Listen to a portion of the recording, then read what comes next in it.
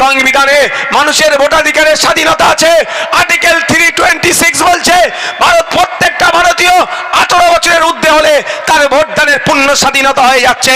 R election commission of India যদি রাজনৈতিক চক্রান্তকারীদের পাল্লাই পড়ে কোন বৈধ ভোটারের নাম কাটে, সে মতুয়া হতে পারে, দলিত হতে পারে, নবশূদ্র হতে পারে, আদিবাসী হতে পারে, হিন্দু হতে পারে, মুসলমান হতে পারে, আমাদের পূর্বপুরুষ লড়াই করে যে সংবিধান দিয়েছে, সংবিধানের বাইরে গিয়ে যদি ইলেকশন কমিশন অফ ইন্ডিয়া কোন ভোটারের নাম কাটে, কেউ থাকুক আর না থাকুক, তার পাশে খাম চিহ্ন থাকবে, তার পাশে তাপস ব্যানার্জি থাকবে, তার পাশে নওশাদ সিদ্দিকীরা থাকবে। এটা মাথায় রাখবেন।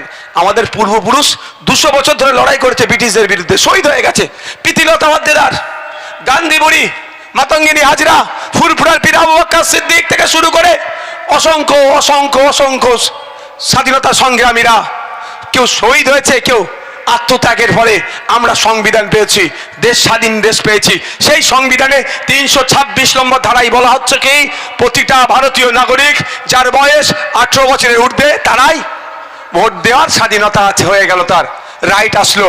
সেই রাইটটা যদি এই তৃণমূল বিজেপি মিলে জাতা কলে ফেলে রাজনৈতিক ফায়দা নেওয়ার জন্য কারো ভোটাধিকার কেড়ে নেয়, আপনাদের বলে যাচ্ছি পশ্চিম বাংলার যদি একটা বৈধ ভোটার, সিঙ্গেল পিস বলছি আমি, সে অশোকনগরে হতে পারে, আর আমার তোমার কি বলে মতুয়া ভাইয়ের কারো হতে পারে, সে বা গাইঘাটা হতে পারে, আমার দেখার প্রয়োজন নাই, সে হরিণঘাটা হতে পারে বা আপনার ঝাড়গ্রাম হতে পারে, একটা কারো বৈধ ভোটারের যদি ভোটার নির্বাচন কমিশন তার নাম বাতিল করে সিস্টেম মেনে তার নাম তোলার চেষ্টা করব, তারপরেও যদি নির্বাচন কমিশন মনে করে তার পাওয়ারের মিসইউজ করবে, আপনাদের বলে যাচ্ছি, আপনাদের এই আমাদের দলের প্রতিষ্ঠাতা পীরজাদা আব্বাস সিদ্দিকী ভাইজানের সাথে, বড় ভাইজানের সাথে কালকে রাতেই আমার কথা হয়েছে।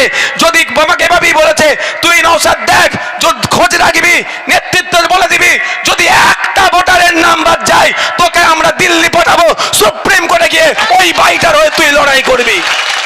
আমাদের পাওয়ার, আমাদের দলের প্রতিষ্ঠাতা প্রাণ পুরুষ টিকে ভাষাই বলেছে, সেই আমার মতুয়া হতে পারে, আমার দলিত হতে পারে, আমার আদিবাসী হতে পারে, আমার নমশূদ্র হতে পারে, আমার হিন্দু হতে পারে, আমার মুসলমান হতে পারে, দেখার দরকার নাই। পশ্চিম বাংলার কোন বৈধ ভোটারের নাম যদি বাদ যায়, তুই দিল্লি গিয়ে যেমন ওবিসি নিয়ে লড়াই করছিস, ওয়াকফ নিয়ে লড়াই করছিস, সিএর সময় লড়াই করেছিস, একইভাবে দিল্লি গিয়ে মামলা করবি, এদের জবাব তোকে দিতে হবে।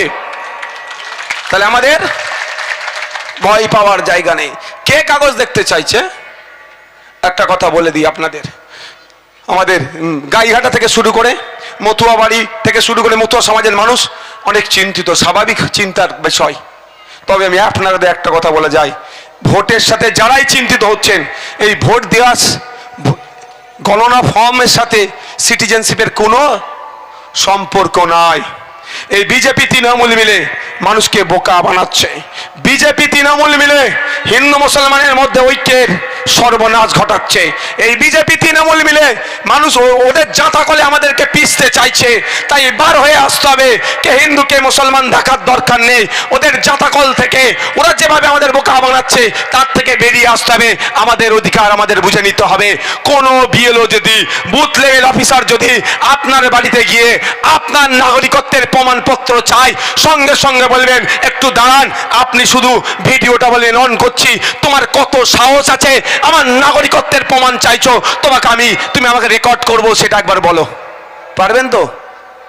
সে নবশূদ্র হতে পারে, মতুয়া হতে পারে, দলিত হতে পারে, মুসলমান হতে পারে, যারও বাড়ির সামনে গিয়ে যদি কোনো অফিসার বলে, আপনার ইলেকশন কমিশনের অফিসার, যে আপনার নাগরিকত্বের প্রমাণ আমাকে দিতে হবে, তারই ভোটার লিস্টে নাম তুলবো, সঙ্গে সঙ্গে বলে দেবে তুমি তো কোন বাচ্চা, তুমি যে দপ্তরে থেকে এসছো সেই দপ্তরের চিফ, ইলেকশন কমিশন অফ ইন্ডিয়ার চিফেরও ক্ষমতা নাই, রাইট নাই, অধিকার নাই আমার নাগরিকত্ব চেক করার।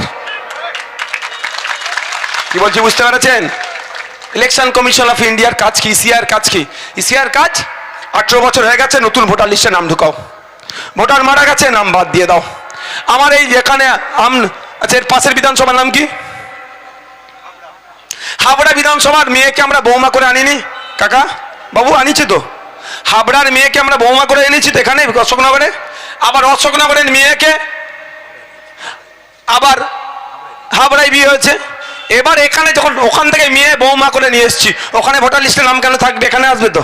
এই যে কারেকশন, এই যে চেঞ্জ, এই সব কাজগুলো হচ্ছে ইলেকশন কমিশনের কাজ। আর নির্বাচনকে কন্ডাক্ট করা, নাগরিকত্ব যাচাই করার কাজ ওদের নয়। নাগরিকত্ব যাচাই ওদের করা রাইট নয়। সুতরাং আপনাকে এটা ভয় দেখানো হচ্ছে। কেন ভয় দেখাচ্ছে কেন আমি বলছি, দায়িত্বহীন ভাষাই বলছি।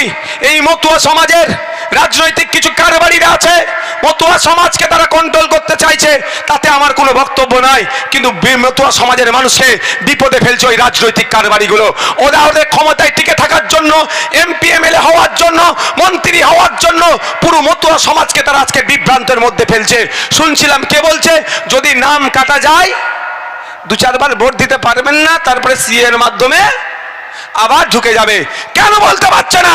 তুমি কেন্দ্রীয় মন্ত্রী, তোমার বলার দরকার একটা মতুয়ার নাম কাটতে দেবো না আমরা। এটা বলার দরকার নয়, এটা বলার দরকার ছিল। তার পরিবর্তে কি বলছে, সিএ এর মাধ্যমে তোমার নাম ঢুকিয়ে নিয়ে হবে। যারা মতুয়া সমাজের মানুষ আছেন, আমার ভিডিওটা শুনছেন, আমি বলবো ওই রাজনৈতিক কারবারিদের পাল্লাই পড়বেন না। ভাত ভিত দুটোই আপনাদের যাবে। কারণ সিএ বলা হচ্ছে কি, ধর্মীয় কারণে উৎপীড়ন হয়ে আসলে তাকেই নাগরিকত্ব দেওয়া হবে। এবারে বলুন আমার মতুয়া ভাইরা, আমি সত্য মিথ্যা আমি বলার প্রয়োজন নেই, আপনি যে ধর্মীয় কারণে উৎপীড়ন হয়ে এসছেন, এটা কি শান্তনু ঠাকুর ঠিক করে দেবে? এটা কি মমতা বালা ঠাকুর ঠিক করে দেবে? এটা তো নয়। কাগজ হবে, আছে তো আপনার কাছে, কেন ওদের পাল্লাই পড়ে আপনি সিএ এর জন্য অ্যাপ্লাই করবেন? অলরেডি আপনি দেশের নাগরিক, ভোট দিচ্ছেন, সরকারি চাকরি করছেন, সরকারি বাসের ফ্যাসিলিটি দিচ্ছেন, সরকারি স্কুলে চাকরি করছেন, সরকারি স্বাস্থ্য কেন্দ্রের পরিষেবা নিচ্ছেন। যদিও সরকারি শিক্ষা ব্যবস্থা, স্বাস্থ্য ব্যবস্থা ধ্বংস হয়ে গেছে, তারপর আমি বলছি তো আপনি আর আমি দুজনেই ভাই ভাই, দুজনেই দেশের নাগরিক। সেই আমরা যখন রাইট আছে, তারপরে ওদের পাল্লাই পড়ে কেন? ও আপনাকে কি করছে? গোমরাহ বানাচ্ছে। ও আপনাকে ভুল বুঝিয়ে, শুধু এই জন্যই ভুল বোঝাচ্ছে কি, কেউ রাজ্যসভার এমপি হবে তো কেউ লোকসভার এমপি হওয়ার জন্য। আর আপনার আমার গরিব সাদাসিধে সরল সহজ মতুয়া ভাইগুলোর কি হচ্ছে? আতঙ্কিত হচ্ছে। তাই আমি এখানে এসে বলে যাই, এবার বলুন, সিএ অ্যাপ্লিকেশনে শুনছি নাকি 800 টাকায় নাগরিকত্ব বিক্রি হচ্ছে আর 20 টাকায় ফর্ম। খারাপ লাগছে আমার, পেপারে বেরিয়েছে 800 টাকায় নাগরিকত্ব বিক্রি হচ্ছে আর 20 টাকায় ফর্ম ফিল আপ। বুঝতে পারছেন? পুরো বুকা বানাচ্ছে। ঐক্যবদ্ধ হন, মতুয়া সমাজ ঐক্যবদ্ধ হন, নশূদ্র সমাজ ঐক্যবদ্ধ হন, দলিত সমাজ ঐক্যবদ্ধ হন। আমরা প্রশ্ন করব যখন নাগরিক, এটা নাগরিকত্ব প্রশ্ন নয়, তারপরে বলছি সিএ এর সাথে নাগরিক, এসআইআর সাথে নাগরিকত্বের ব্যাপার নেই, তারপরে বলছি ঐক্যবদ্ধ হন। যারা কাগজ চাইতে আসবে তাদের বলবো আগে তুমি কাগজ দাও। এই এসআইআর এর গল্প শোনাচ্ছে না এখানে, আওয়াজ হচ্ছে? মমতা বালা ঠাকুর সিএ এর গল্প শোনাচ্ছে। যদি শোনাই শান্তনু ঠাকুর, সুব্রত ঠাকুর মহাশয়, তাদেরকে সম্মান দিই। ঠাকুর পরিবারের সন্তান হিসাবে তাদেরকে আমি সম্মানে একটুও ত্রুটি রাখবো না।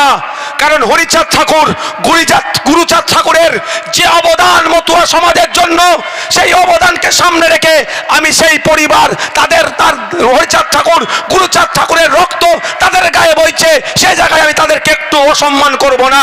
কিন্তু একজন মানুষ হিসাবে আমি সুব্রত ঠাকুরদের কাছে চ্যালেঞ্জ দিচ্ছি, আমি শান্তনু ঠাকুরদের বলছি, আগে আপনারা সিএ ফর্মটা সাবমিশন করে আমাদেরকে প্রমাণ দেখান, তারপরে সরল সাদাসিধে নিরহ মতুয়াদেরকে বলবেন সিএ ফর্ম ফিল আপ করতে। কি বলছি বুঝতে পারছেন? বলবেন আগে সুব্রত ঠাকুর, শান্তনু ঠাকুর মহাশয়দেরকে বলুন, ঠাকুর বাবু আগে আপনারা ফিল আপ করুন, তো খোঁজ নিয়ে দেখুন ফিল আপ করেছে কি করেনি। ঠাকুর পরিবারের সন্তান হিসেবে আমি রেসপেক্ট করি, ওখানে একটু আমার অসম্মান তাদের করব না, কিন্তু বাস্তব কথার সাথে মিলে আসতে হবে। তাহলে বোকা বানানো হচ্ছে আমাদেরকে। ঠিক একইভাবে মমতা ব্যানার্জি প্রায় 90,000 অফিসার দিল, বুথে বুথে পৌঁছে যাচ্ছে, booth level officer, supervisor, ERO, এই আরও দিয়ে তাড়াতাড়ি দ্রুততার সাথে যাতে এসআইআর হয় তার ব্যবস্থা করছে, আবার কলকাতায় নেবে কি বলছে এসআইআর এর বিরুদ্ধে। আমি একটা বলতে চাই, এতক্ষণ হয়তো মমতা ব্যানার্জির বাড়িতে এই গণনা ফর্ম পৌঁছে গিয়েছে, মমতা ব্যানার্জি মিডিয়া ডেকে, অভিষেক ব্যানার্জি মিডিয়া ডেকে গণনা ফর্ম আগে ছিঁড়ে ফেলুক, তারপরে নওশাদ সিদ্দিকী এসআইআর এর বিরুদ্ধে নামবে। পারবে? বার খাওয়াচ্ছে কাকে? চাপ মানে লাপিয়ে লাপিয়ে তোলার ব্যবস্থা কাকে করছে? আপনার মতো সাধারণ মানুষকে। যদি মমতা ব্যানার্জি সত্যিকারের এসআইআর এর বিরুদ্ধে হয় তাহলে ওই গণনা ফর্ম ছিঁড়ে ফেলে দিক। ভুল বলছি না কি গয়? ভুল বলছি? সাপ হয়ে কামড়ানো ও যাবে ঝাড়া। আর একটা কি বলে বলে বরের ঘরের মাসি আর কুনের ঘরের পিসি। উনি তাড়াতাড়ি এসআইআর হওয়ার জন্য কি করছে? অফিসার দিয়ে দিল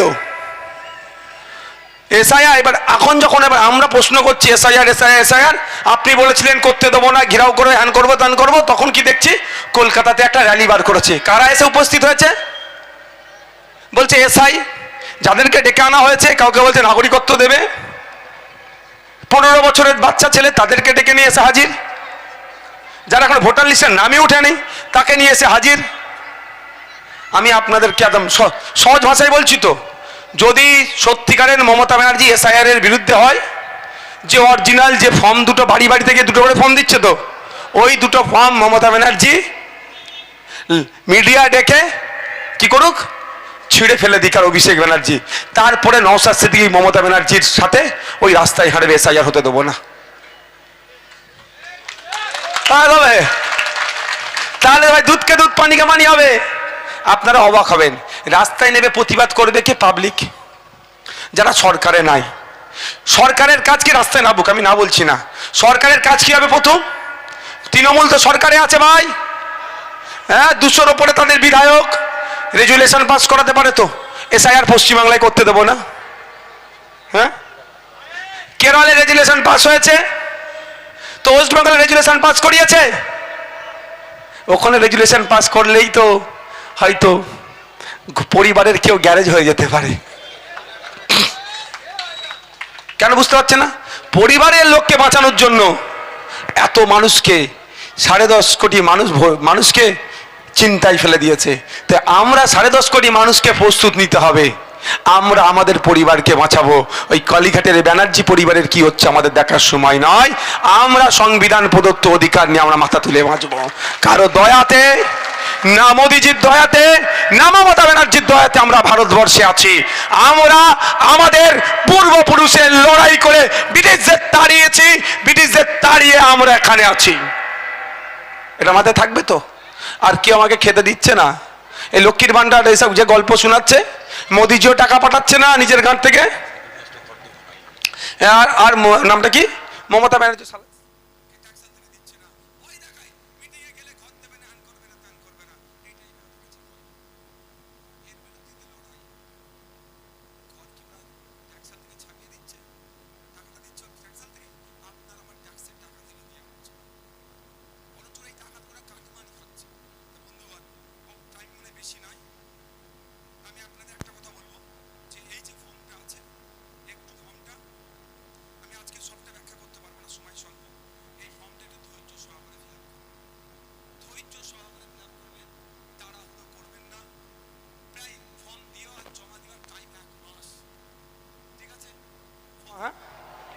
আর আপনারা যদি নিজে থেকে না ফিল আপ করতে পারেন, আমি অলরেডি ভিডিও ছেড়েছি, তারপরে যদি নিজে থেকে ফিল আপ না করতে পারেন, আমাদের প্রতি বুথে আমাদের যে নেতৃত্বরা আছে যোগাযোগ করুন।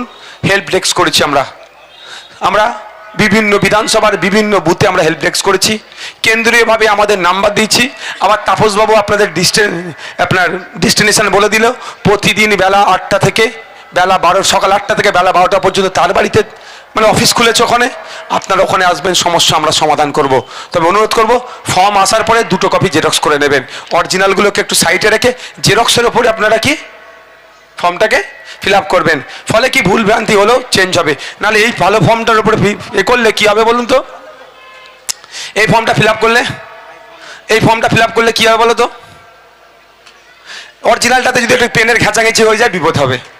আমি অনুরোধ করবো আপনাদের এই ভুল কাজটা করবে না। বাবুকে ধরে নামিয়ে দাও। কি বলছে বুঝতে পেরেছেন? আচ্ছা, আমি 5 মিনিটের মধ্যে চেষ্টা করবো, শর্টে হবে 5 মিনিটে। ফর্মটা কিভাবে ফিল আপ করতে হবে আপনাদেরকে দেখাতে চাই, শুনবেন? 5 মিনিট হয়ে গেলে কিন্তু সিগন্যাল দেবে, আমার আর একটা প্রোগ্রাম আছে। এই ধরনের ফর্ম আপনাদের বাড়ি 2টো করে আসবে, ভোটার পিছু 2টো ফর্ম। আপনার বাড়িতে 4টে ভোটার থাকলে কটা ফর্ম পাবেন? আচ্ছা, 2টো করে আসলো। আমি এই ফর্মটা সুবিধার্থে আমি একটু কি করেছি জানেন, টোটাল ফর্মকে 4টে ভাগ করেছি, মানে যাতে এত ঘর কি ফিল আপ করবো রে বাবা, যাতে এই না মনে হয় এটা ইজি। আচ্ছা, আমি বলেছিলাম খেয়াল আছে, এসআইআর যদি বাঘ হয়, বাঘকে আমরা খাঁচাবন্দি করব। এখানে বাঘকে খাঁচাবন্দি করা এক একটা রড আছে, রড দিয়ে তো খাঁচাটা তৈরি করতে হবে, নাহলে বেরিয়ে যাবে তো। এক একটা রড আছে, সেটা খাঁচায় বাঘকে বন্দি করা যাবে, অর্থাৎ এসআইআরকে বন্দি করে নেবো, পকেটে ভরে নেবো আমরা এসআইআরকে, কোনো অসুবিধা নেই। তাহলে এইটা আমি 5 মিনিটে আপনাদের বোঝানোর চেষ্টা করছি। 5 মিনিট হয়তো অনেক কিছু ছেড়ে যেতে পারে, আমার থেকে ভালো কেউ যদি বোঝানোর চেষ্টা করে তারটা আপনি শুনবেন, ঠিক আছে? তারপর আমি আপনাকে শর্টে বলে যাচ্ছি।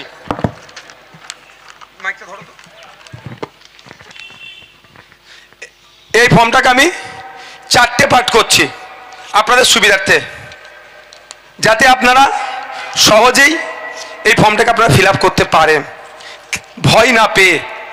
আপনাকে আমি একটু বলছি, টোটাল একটা ফর্ম, তো এটা ফর্ম, ধরো না ভালো করে, এটা ফর্ম, এটাকে আমি 4টে পার্ট করে নিচ্ছি। ফার্স্ট পার্ট কি করছি, আপনাদের দিক থেকে বাম দিক থেকে শুরু হচ্ছে, তো এখানে আপনার নাম, এপিক নাম্বার, আপনার ঠিকানা লেখা প্রিন্ট হয়ে আসবে ফর্মে। দ্বিতীয় হচ্ছে আপনার ক্রমিক সংখ্যা, তার অংশ, পার্ট নাম্বার, বিধানসভার নাম প্রিন্ট হয়ে আসবে। তৃতীয় হচ্ছে কিউআর কোড আছে, এইখানে পেন নিয়ে না কেউ ঘুজাঘুজি করে, এটা খুব সূক্ষ্ম জায়গা। 4 নম্বর কি আছে, আপনার আজকের দিনে ভোটার লিস্টে যে ছবিটা আছে সেটা এখানে প্রিন্ট হয়ে আসবে। 5 নম্বর, আপনাকে একটা পাসপোর্ট সাইজ ছবি, রঙিন ছবি, ব্যাকগ্রাউন্ড সাদা লাগাতে হবে।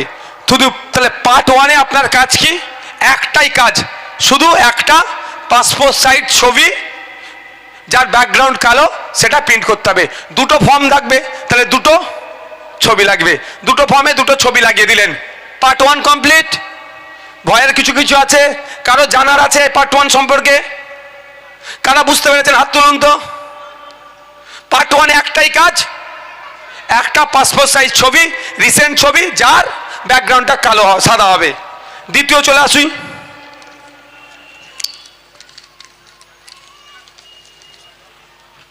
ফর্ম এটা পার্ট 1 ভর্তি ফিল আপ হয়ে গেল। পার্ট 2 কি করবেন, পার্ট 2 কোথায়, এই জায়গায় পার্টটা, তাই তো, এই জায়গাটা নাকি, এখানে দেখবেন 2টো পার্ট আছে, এইদিকে লেখা আছে, তারপরে একটা ঘর কাটা, এইদিকটা ফাঁকা আছে।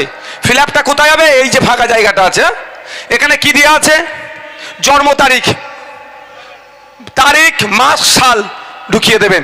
তারপরে কি আছে, আধার নাম্বার, যদি আধার কার্ডে ইচ্ছা আছে, ঐচ্ছিক বিষয়, আপনি ইচ্ছা করলে দিতে পারেন, নাও পারেন, তবে আমার বক্তব্য আমি দেবো, আমার যেটা আমি ফিল আপ করবো আমি দেবো। আমি চোর ডাকাত গুন্ডা মস্তান ভোট চোর নয়, আমি ভোট চোর নয়, মানুষ মারা খনিও নয়, আমি হিনিয়াস ক্রাইমও করিনি, নোটোরিয়াস ক্রিমিনাল লিস্টে আমার নাম নেই। আমার অসুবিধে কোথায়, আমি আমার নাম্বার দেব, আপনারা পারলে দিতে পারেন, নাও পারেন। আচ্ছা, ছেড়ে দাও।